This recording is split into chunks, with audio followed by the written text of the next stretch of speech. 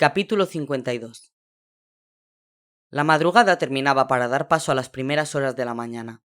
La vieja Daphne salió de la consulta y se sentó junto a Dominique, que aguardaba su turno en aquella sala del hospital con el costado cubierto de vendajes. El psicólogo de la policía, que los había acompañado en todo momento, ya se había ido. Por fin los habían dejado solos, ya que los agentes habían pedido a los nerviosos padres de Dominique que aguardasen en una salita cercana hasta que acabaran los exámenes médicos, y nadie había venido a ver a la bruja. La anciana mujer despeinó a Dominique en un gesto cariñoso y se dedicó a observarse en silencio en el reflejo de unas vitrinas que mostraban frascos de medicamentos, al tiempo que valoraba todo lo ocurrido aquella noche. La bruja mostraba en su piel varias contusiones, pero por lo demás se encontraba bien. En realidad, los daños más serios que habían sufrido, excepto Jules, eran emocionales. Habían soportado un miedo tan intenso que dejaría huella. Dominique, de hecho, aún no había conseguido experimentar alegría al ver a Wagner vencido. Seguía pálido, y la boca le pesaba tanto que no lograba sonreír. «Wagner no está muerto del todo», avisó Daphne en susurros. «Pero el guardián se encargará. Me lo dijo. En el Instituto Anatómico Forense se ocupará de él. Y podremos olvidarnos de todo». «Ojalá», respondió Dominique en tono neutro, con los ojos clavados en el suelo. La bruja lo miró, preocupada. Ella, por su preparación y su edad, había acusado menos el impacto de enfrentarse a aquel monstruo, pero aquellos muchachos eran demasiado jóvenes. Eso era positivo, pues se recuperarían más rápido de las secuelas, pero al mismo tiempo los había hecho más vulnerables en aquel combate. Daphne tuvo entonces un recuerdo para Eduard, otro joven valiente, a quien por fortuna había podido apartar del último ataque del demonio vampírico. Se pondría en contacto con él en cuanto fuera posible, y pronto podrían reanudar su aprendizaje en las artes esotéricas. «¿En qué piensas?», preguntó después al chico, a pesar de saber la respuesta. Dominique, por fin, giró su cabeza hacia ella. «En Pascal y Michel. ¿Dónde estarán ahora? ¿Podrán volver?» Aquellas palabras ratificaban la suposición de Daphne, en cuya mente se cruzaban interrogantes similares. «Las malas noticias viajan rápido», afirmó mientras sacaba un espejito de su bolso y atendía al reflejo de su rostro surcado de arrugas, donde brillaban unos ojos enrojecidos por la falta de sueño. «Así que hemos de interpretar de forma positiva la ausencia de novedades. Pascal continúa con su misión. Hay que tener fe. Tiene que estar muy cerca de cumplir su objetivo, y su vuelta ya no corre peligro en este mundo, una ventaja que es en parte mérito tuyo». Eso era cierto. La puerta oscura había dejado de estar bajo la amenaza del vampiro. Solo quedaba el sibilino riesgo del transcurso de las horas en la tierra de la espera. La vidente confió en que Pascal no olvidara aquella cuenta atrás. Daphne procuraba animar a Dominique, aunque era consciente de que lo único que necesitaba el chico era tiempo. Su fortaleza le ayudaría a levantar el ánimo, pero requería distanciarse de aquella noche para asimilar todo lo ocurrido. «Pero, ¿y cuando vuelvan a nuestro mundo?», se planteaba Dominique, inquieto, suponiendo el éxito en la aventura del viajero por el pavor que le provocaba contemplar otras posibilidades. «Llegarán al trastero, sin que nadie esté allí para recibirlos». Daphne miraba al muchacho con ternura. «Créeme, después de lo que habrán vivido en su viaje, un trastero vacío es un detalle sin importancia. De todos modos», extrajo de uno de sus bolsillos unas llaves con gesto pícaro. «A ti y a mí nos van a dar el alta enseguida. Tú tendrás que irte con tus padres, pero yo acudiré de nuevo junto a la puerta oscura. Así que no te preocupes, Pascal no va a estar solo. No olvides, además, que puede ponerse en contacto conmigo cuando lo precise». Dominique se tranquilizó un poco. Paulatinamente, su crispación iría perdiendo fuerza, algo que ya empezaba a producirse, a juzgar por el sueño que lo estaba invadiendo. Necesitaba dormir. Todos lo necesitaban. Un sueño largo, reparador, sin pesadillas. No obstante, Dominique se resistía a caer en aquel estado inconsciente antes de tener noticias de Pascal, como si lo estuviese traicionando al descansar mientras su amigo continuaba luchando por sobrevivir. Pero fue inútil. Su cuerpo reclamaba un reposo que ya no podía sacrificar por remordimiento de conciencia. Ya no.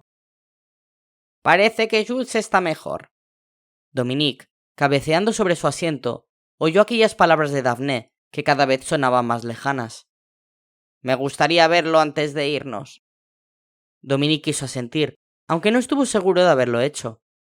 Amortiguada, llegó hasta él la llamada de otro médico que buscaba a la bruja para someterla a una última prueba. Antes de perder por completo la conciencia, el muchacho aún tuvo tiempo de torturarse con una duda más punzante. ¿Y si Pascal no logra rescatar a Michelle? Pero aún había una posibilidad peor. ¿Y si ni siquiera Pascal conseguía volver? Ya sé que tú no crees en esas cosas, advirtió Marcel a la detective antes de lanzar otra gran mentira. Pero Daphne tuvo un sueño en el que aparecía Wagner cometiendo el crimen de Delaveau. Bueno, concedió Marguerite. Para las teorías que has llegado a plantearme, eso no me parece demasiado extraño. Dicen que hay gente que sí tiene esa capacidad. ¿Sigue? En su sueño, la vidente llegó a ver a Dominique, así que sabía que el chico era un valioso testigo en el caso, y que corría peligro. Por eso fue a buscarlo. ¿Acaso lo conocía? Sí. Él había acudido ya alguna vez a su local con sus amigos, para que les leyera el futuro y cosas de esas. La detective puso un característico gesto escéptico. ¿Pero es que los chavales jóvenes también creen en esas cosas? Marcel se encogió de hombros. Supongo que van a esos sitios por hacer algo distinto, simplemente. Los temas esotéricos despiertan su curiosidad. Ya veo. El caso es que Daphne lo encontró. Tenía sus datos. ¿Y no le recomendó que acudiera a nosotros? Es lo que tendría que haber hecho desde el principio. Daphne no se fía mucho de la policía, ya sabes cómo es ese tipo de personas. Lo que decidieron fue buscar alguna prueba más sólida que el sueño de ella y el dudoso testimonio nocturno de lo que Dominique había creído ver la noche de Halloween, para poder acudir a la policía. Qué imprudente es la gente. Y supongo que, por eso, ella y Jules Marceau fueron a aquella casa abandonada. Eso es. Por lo visto, era una casa que también había aparecido en los sueños de Daphne, aunque no encontraron nada allí. Prefiero no acordarme de aquella noche. Lo que cuentas encaja también con que yo viera a esa bruja en el Parque Montsé, cuando lo del hallazgo de los cadáveres de Gaol y Melanie. Sí. Ella seguía investigando por su cuenta mientras los chicos estaban en clase, en el Lycée. Pero esa mujer no acudió a la casa abandonada con Dominique, sino con el otro chico, con Jules Marceau. Marcelia se esperaba esa suspicacia. Es que lo implicaron en su investigación, contestó. Por eso los acompañaba en algunas ocasiones. ¿Implicarlo? Me parece increíble lo que me cuentas, afirmó ella, entre aspavientos. Es como si para ellos solo se tratara de un simple juego. Marcel era consciente de que aquella explicación rechinaba un poco, pero lo cierto es que permitía encajar todas las piezas que aún quedaban sueltas. Confió en que el alivio por haber acabado con Wagner reduciría el rigor con el que Marguerite solía analizar todos los datos. Marcel se apresuró a continuar. Había que cerrar aquella gran mentira antes de que su amiga se le ocurrieran más objeciones. Esta noche habían quedado los tres en el desván de los Marceau con intención de hablar de su secreto sin que se enterara nadie. Ahora entiendo el sitio tan raro que eligieron. Y la hora. Claro. El caso es que, después de mucho rato discutiendo, habían tomado ya la decisión de acudir a la policía, pues continuaban sin pruebas y el riesgo que corrían se había hecho insostenible. Pero Wagner, que no había interrumpido su labor de espionaje durante estos días, salvo para dar clase en el instituto, estaba enterado de la cita. Para él era la ocasión perfecta. Todos los que podrían comprometerlo, reunidos y sin testigos. Así que ese era su plan de esta noche, comentó Marguerite, reflexiva. Menudo hijo de... Pascal se vio obligado a dar un amplio rodeo para situarse en el lado más próximo al carro, donde permanecían atados Michel y el otro prisionero. Ahora debía limitarse a seguir aquel tétrico desfile sin ser detectado, hasta que Beatrice interviniese provocando la parada de la caravana y la previsible desbandada de esqueletos hacia ella. Algo que podía no ocurrir, lo que daría al traste con el plan. Con su único plan. En teoría, la intervención del viajero parecía fácil, siempre y cuando la daga cumpliese su cometido. Pero nada podía garantizar el éxito antes de ese punto sin retorno que constituía la aparición del espíritu errante ante los espectros. Pascal, con algo de vértigo, se dio cuenta de que en realidad había cruzado ese límite al separarse de Beatrice, pues ya era imposible contactar con la chica. El plan no podía abortarse. Beatrice no se detendría. Podía surgir de la oscuridad en cualquier momento y encender la llama que precipitaría unos acontecimientos con los que Pascal había llegado a obsesionarse. ¿Y si él cometía algún error? Descartó aquella posibilidad y, mientras agarraba con fuerza su daga, se dedicó a vigilar su camino para evitar tropiezos. De vez en cuando inspeccionaba todos los alrededores, pues no podía olvidar que los esqueletos no constituían allí el único peligro. ¿Y las nubes negras? ¿Y los carroñeros? La ventaja con la que contaban era que el mal no podía imaginar que habían llegado tan lejos. Pero lo habían hecho. Se encontraban en el último estadio de aquel inframundo donde todavía era posible el retorno a la tierra de la espera. La siguiente región a la que se dirigía la comitiva satánica, de alcanzarla, sí habría supuesto la pérdida definitiva de Michelle. No podrían hacer nada por ella, salvo mantenerse hasta el final a su lado en lo que habría acabado convirtiéndose en un sacrificio múltiple. Era, por tanto, ahora o nunca. No habría más alternativas. Ahora o nunca, amparados por el factor sorpresa. Un aullido gutural rasgó como un relámpago la noche perenne, despertando a Pascal de su ensoñación. Incluso el retumbar atávico del tambor se había interrumpido con brusquedad. La caravana se había detenido y, a media distancia, la inconfundible silueta de una mujer fingía terror y comenzaba a huir entre falsos tropiezos, destinados a incrementar la confianza de los espectros. Beatrice se había acercado demasiado, a pesar del ruego de Pascal. Arriesgaba mucho, consciente de que de su actuación dependía en buena medida el éxito del plan, y nada más seductor que la proximidad de la presa. Ni el más mínimo instinto animal podía resistirse a eso. Pascal admiró el valor de la chica, que ya conocía de otras ocasiones. Era una mujer fuerte que, cuando decidía jugar, lo apostaba todo. Nada de medias tintas. La sana envidia que sintió el viajero le sirvió de estímulo para la inminente acción. Pascal no estaba dispuesto a echar por tierra tanta valentía. Él también estaba dispuesto a darlo todo, porque todo era lo que estaba en juego. Se acordó del capitán Meyer y sintió cómo dirigía la escaramuza desde su tumba, al modo un estratega dominando una batalla desde lo alto de una colina. Su noble imagen también le infundió convicción, justo en el momento más oportuno, porque los espectros no tardaron en reaccionar, espoleados por la excepcionalidad de aquella situación que, en apariencia, se les ofrecía en bandeja. Una víctima indefensa en aquella región. Era como soltar un cervatillo en la jaula de los leones. Aquella estepa de depresiones y géiseres se transformaba en un coto de caza sin salida. Por eso, la reacción de los espectros fue desordenada y egoísta.